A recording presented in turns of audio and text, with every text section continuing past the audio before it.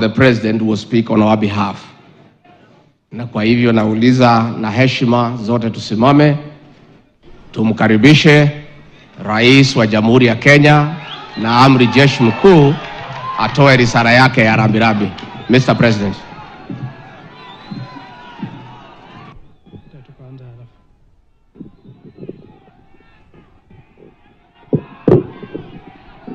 Asante sana.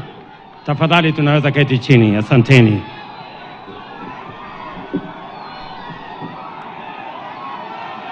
Mama Eileen Ogolla, watoto wake Lona na Joel,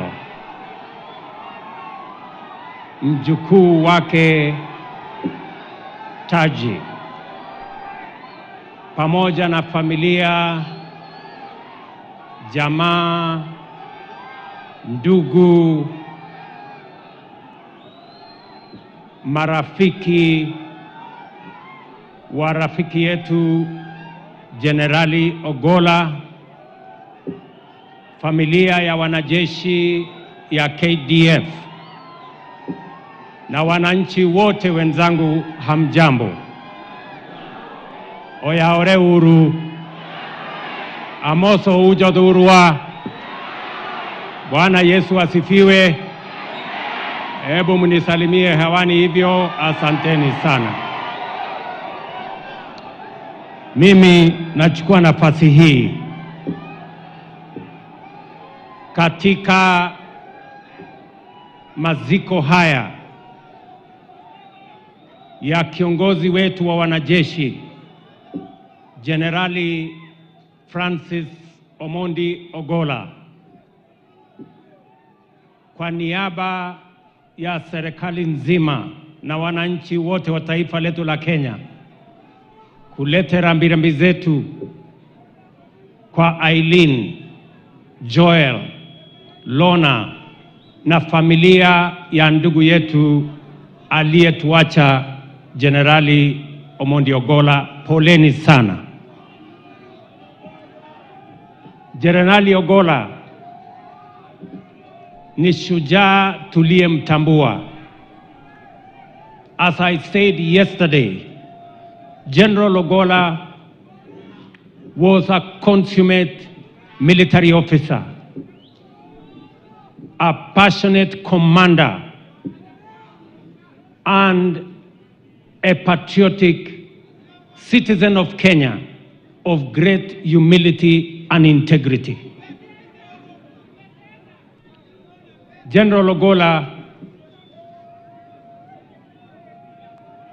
was appointed as the CDF in Kenya because of his credentials, his integrity, his professionalism, and he stood tall and deserved the appointment. As I said, I was very proud working with this man, General Ogolla. And I know for sure that I made the right decision. And if I had another chance to appoint him, I would appoint him again as the CDF of Kenya.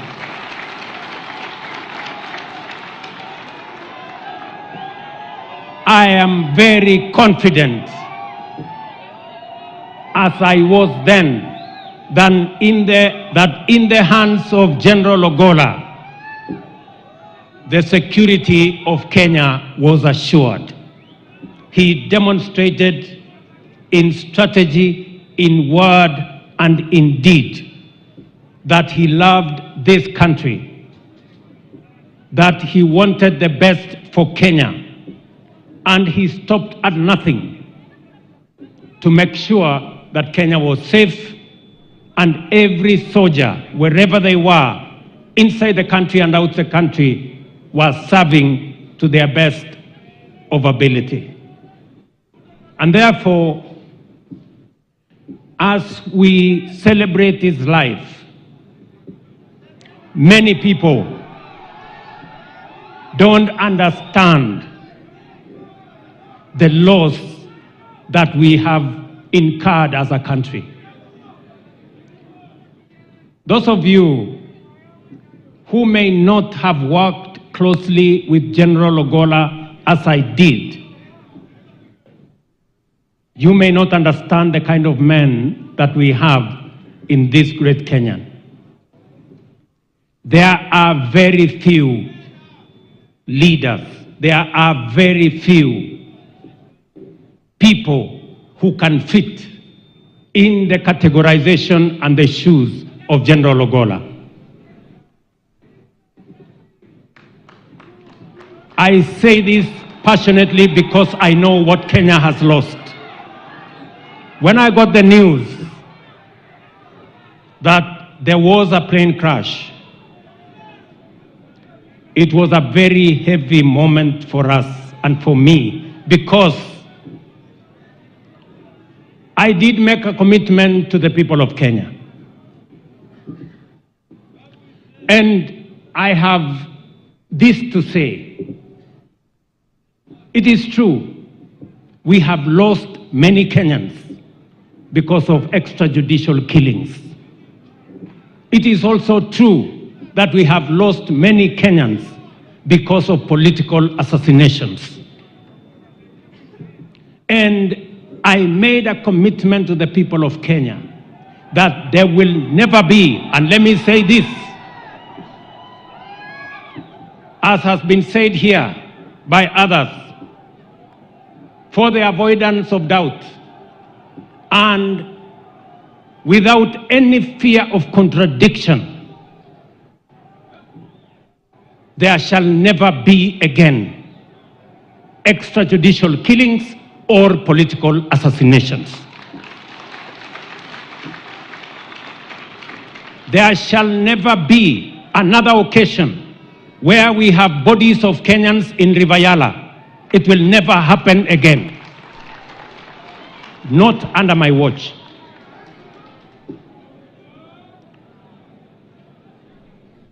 I have full confidence in KDF. They are our foremost professional entity in Kenya. They have demonstrated beyond any doubt their professionalism and integrity. And therefore, I have full confidence that General Omenda and the team he has appointed to make sure that all details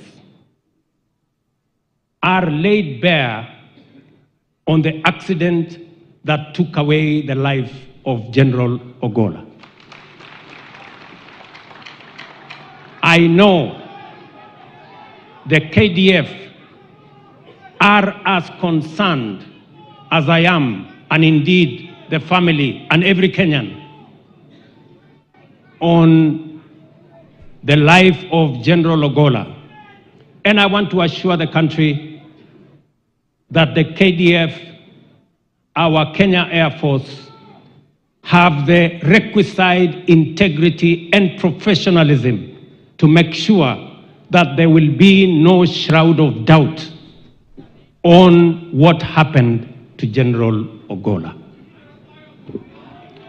Let me also say, as a country, that for a very long time, ethnic bigotry, ethnic profiling,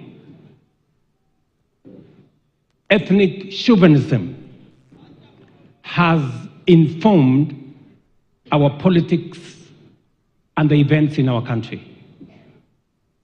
I want to commit to Kenya that we decided, and I committed, we are opening a new chapter in Kenya, where every Kenyan will have an opportunity on account of merit and no other consideration. There is no position that is preserved for any group or any community or any religion. Kenya belongs to all of us.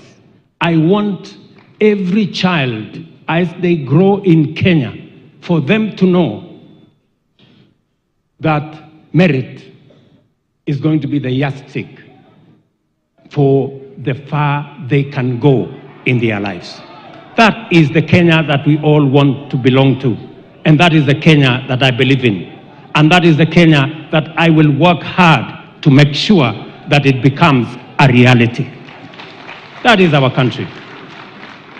And therefore, as this great Kenyan, as we lay him to rest, he is a great example of humility, a great example of integrity. You can see the influence he has had on his family. His family is a great inspiration to all of us. In fact, they have made all of us strong because they believed in God, and their father brought them up very well. Joel and Lorna, you are great examples of children.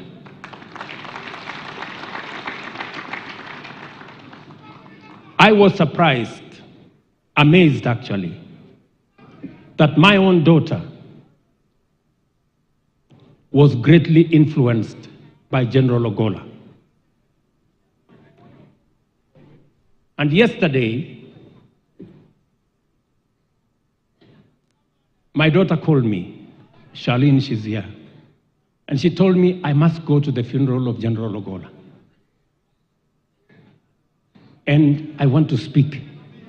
I told her, Charlene, first, there is no way you are going, and there is no way you are going to speak anywhere.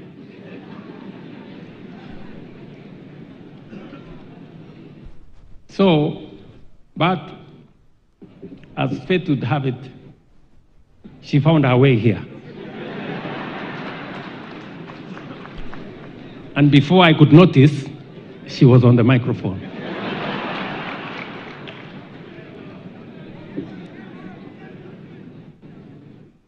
That is how General Ogolla was influential. Again, let me say this. I had asked my wife that since we were yesterday in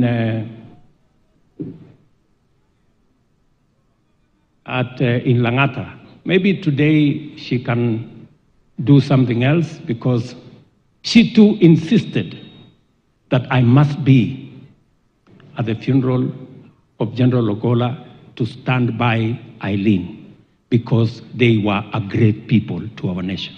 That is the kind of influence General Ogolla had on people, not necessarily people they worked with every day, but people who knew what he did for our country.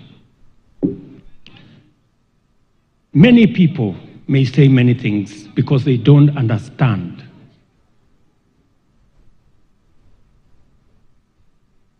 what those of us who have worked closely with General Ogolla understand about the potential that he would do for our country. I am very sure the generals here know that they have lost a solid man. And I wish we could all spare him and give him a decent send-off. He deserves it.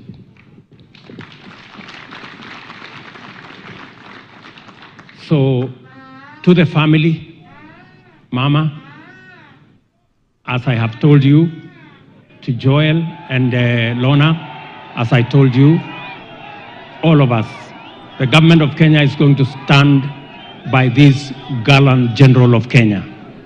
We are going to stand by you as a family, and we are going to ensure that the plan General Ogolla had for the KDF will be implemented, and the great influence he had on our country will continue. I want to thank all the leaders who have come, and all of you have come to honor this great son of our country. to give assurance again to all our children that we are opening a new leaf and a new chapter where every child in Kenya is equal. Thank you very much. God bless you. Rest in peace, General Francis Omondi Ogola. Asanteni sana.